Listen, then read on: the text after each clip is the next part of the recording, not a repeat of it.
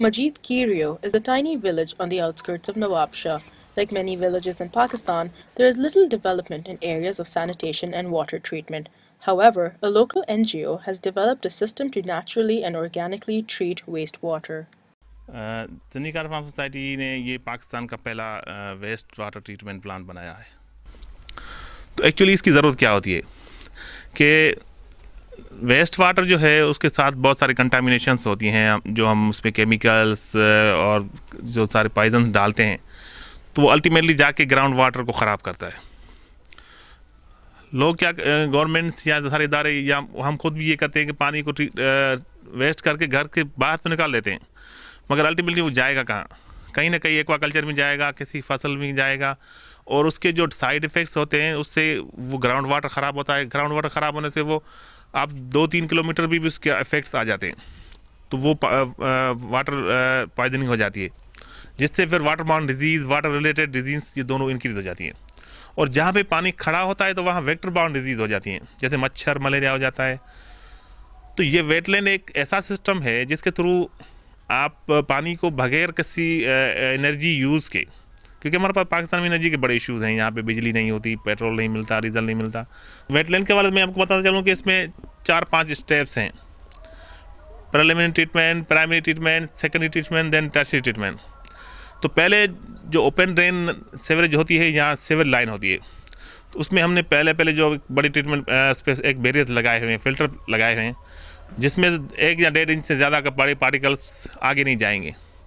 उसको हम बोलते हैं स्क्रीन चैम्बर। उनके बाद हमने एक गेट चैम्बर बनाया हुआ है 10 बाय 10 का, वो डीप होता है। उसमें क्या होता है कि जो मोर देन 1 इंच बड़े पार्टिकल्स हैं, जैसे प्लास्टिक बैग्स हो गई, कोई ईंट पत्थर आ गया उसमें, या कुछ और चीज़ें बच्चों ने फेंक दी, ड्रेनेज में फेंक दी, तो वो पीछे ब्लॉक हो जाती है। सिर्फ पानी और बिलो 1/2 इंच से वो आगे मूव होती हैं। 6 कंपार्टमेंट हैं इसके, 2 बड़ी सेटलर्स बने हुए हैं, जहाँ पे जो स्लज होती है वो सेटल होती है, उसके 2 उसमें बेफल वाल दिए हुए हैं, ऐसे पानी आएगा फिर जाएगा। फिर इसमें इनका रिटेंशन टाइम बढ़ाया गया है, मोर देन 24 आवर्स के बाद, तो वो उसमें रिटेंशन टाइम में पानी जाएगा, उसमें जो स्लज होगी वो ऑलमोस्ट सेटल होकर बैठ जाती है। अब पानी में से बड़े पार्टिकल्स हमने पहले निकाल दिए, स्लज यहाँ सेटल हो गई, पानी में बचा क्या बचा? सिर्फ बैक्टीरियाज बचे, केमिकल्स बचे, और पानी का कलर और ऑर्डर बची, बदबू जो पानी में होती है वो बच जाती है। ये हैं फिल्टर बेड्स, हम उसको बोलते हैं।